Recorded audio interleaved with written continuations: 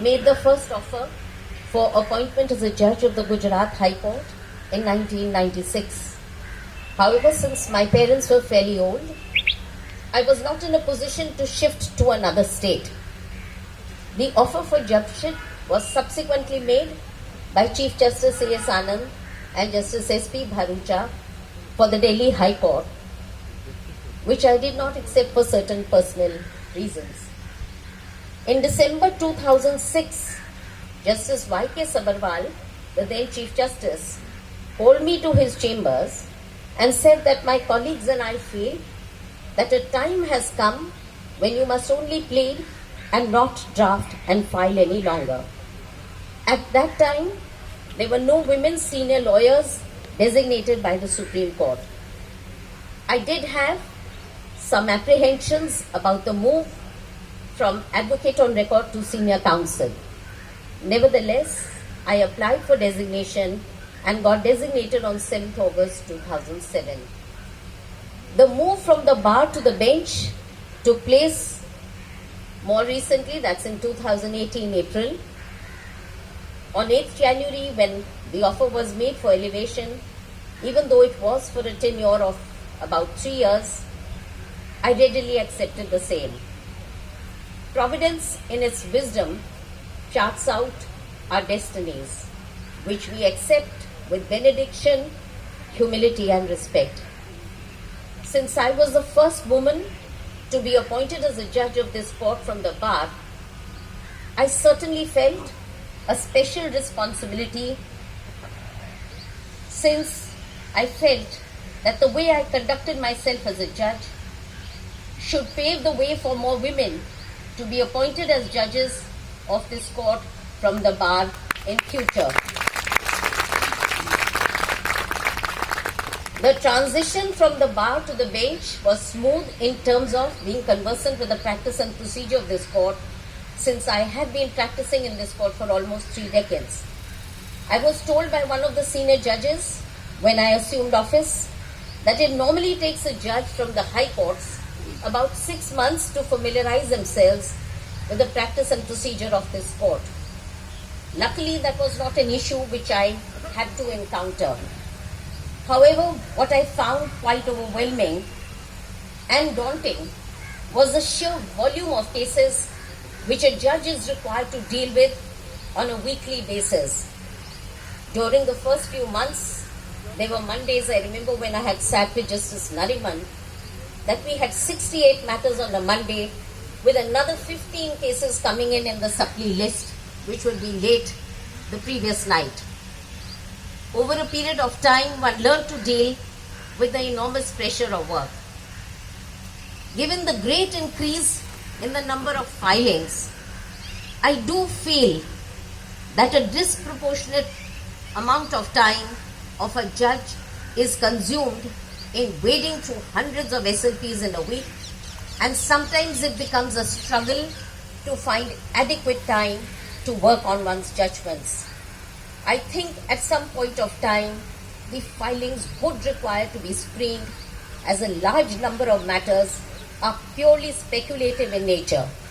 Despite court fees having been significantly increased when the Supreme Court rules were revamped in 2013, it still does not seem to have made much of a difference. It is not uncommon for us to come across SLPs being filed even against adjournment orders passed by high courts or tribunals in order to get a direction for an early listing before the concerned high court or tribunal, or filing of SLPs against concurrent findings in eviction matters and the like. Such matters, I do feel, are a waste of judicial time of a constitutional court. After assuming office as a judge, one's perspective changes entirely. The focus is only on doing justice and balancing the interest between the contesting parties and finding a pragmatic way forward. Justice Potter Stewart, a judge of the US Supreme Court, said, and I quote, "I think it is the first duty of a justice to remove from his judicial work his own moral or philosophical or political or religious beliefs and not to think of himself as a philosopher king who can just apply his own ideology. This is not a hierarchical organization. Your boss is only the constitution and the law, but they can be hard and should be very strict bosses. I have found judgeship to be a great learning and enriching experience. As a judge, one is required to deal with a variety of cases pertaining to different branches of law which one had not dealt with in private practice.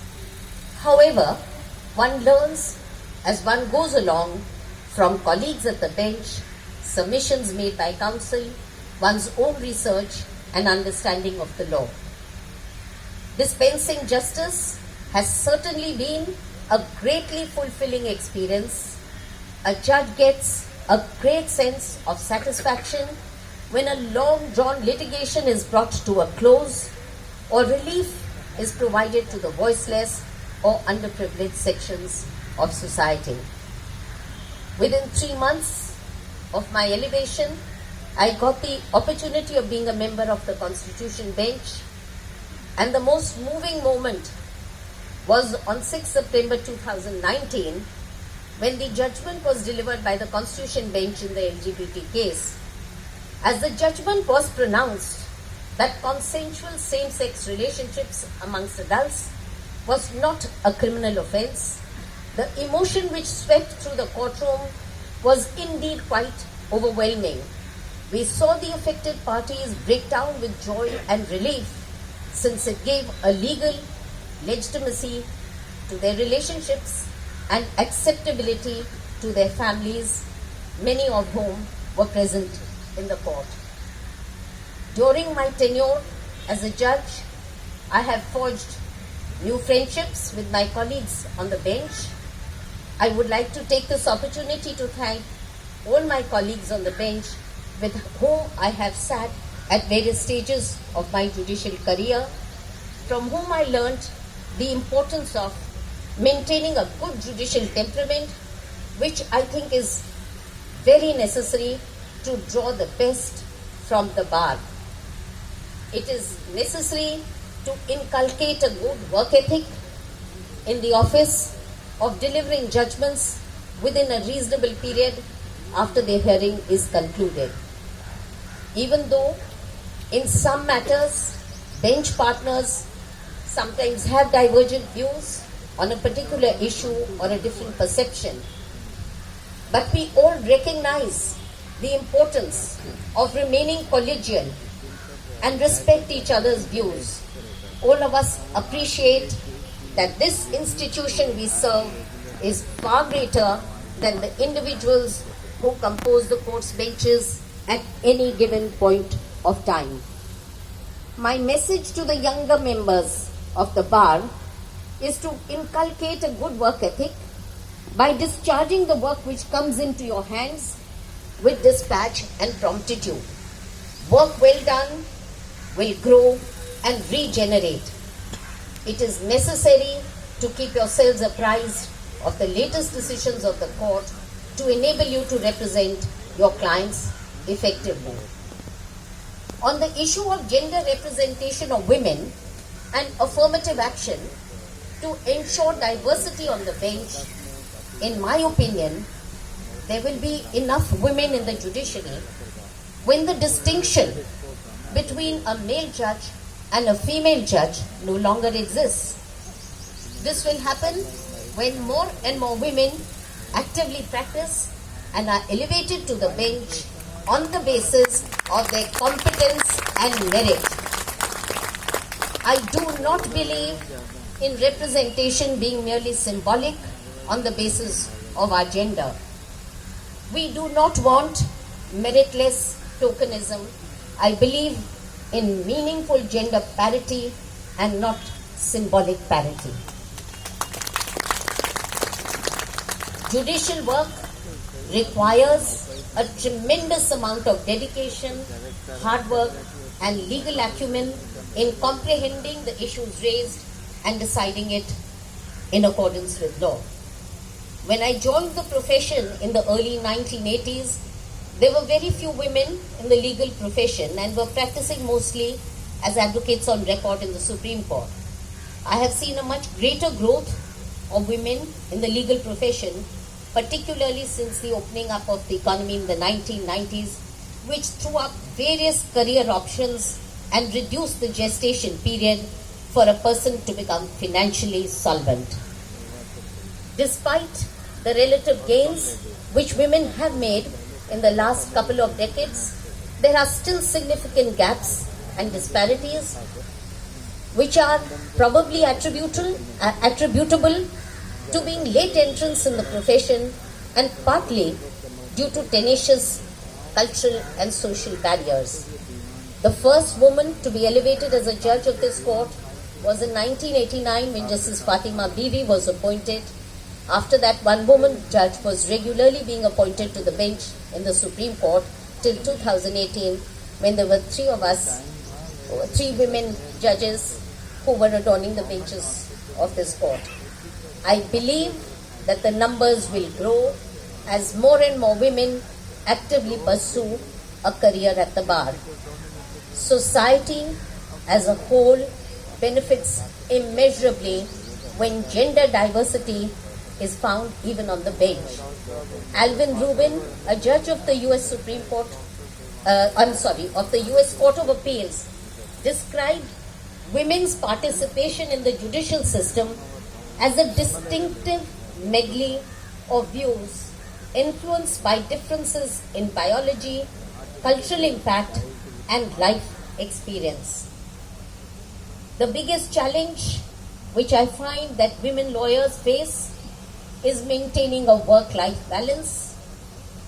Women find it extremely hard to combine the responsibility of nurturing the family with a demanding profession, particularly during the phase of childbearing and child rearing. Women require a great deal of family support to enable them to pursue their career in the legal profession. Before I close, I must acknowledge the unconditional love and support which I received from my parents throughout. And I do believe that they were very progressive for their times. My father was a very great disciplinarian who inculcated the habit of waking up before sunrise in his household. The passion for writing has probably been inherited by me from him, who had authored 4 editions of the Commentary on the Law of Industrial Disputes, the first edition of which was published while he was a junior in the chambers of Mr. Motilal Settlebag. When he was in his 80s, he wrote the first 2 editions of the Commentary on the Law of Arbitration, after which I took over and wrote the 3rd and 4th edition. I would like to thank the Registrar General, Registrars, Court Officers, my PPS, PS and all my PAs and support staff for their support and cooperation throughout my tenure. The Registry staff deserves a very special mention, as without their constant cooperation, we would not have been able to function, particularly during the pandemic. Despite many of them having got infected with COVID and the unfortunate passing away of a library attendant grade 2, Mr. Rajendra Singh Rawat, the court staff ensured that the courts remained functional throughout. Without their support, it would not have been possible for us to function. I must also acknowledge the work of my judicial clerks, some of whom have worked very long hours throughout my judicial tenure, and particularly Ashna Chawla, Vishwajit Singh and Vidhi Thakkar for their unflinching support and cooperation. I lay down my office with a great sense of fulfillment in having got this great and unique opportunity to serve society by being a member of this court, which is the last judicial resort. Serving in the court is the highest honor that can be conferred on a judge. Alexander Hamilton's words, the mission of the judges is to secure a steady, upright, and impartial administration of the law. Thank you.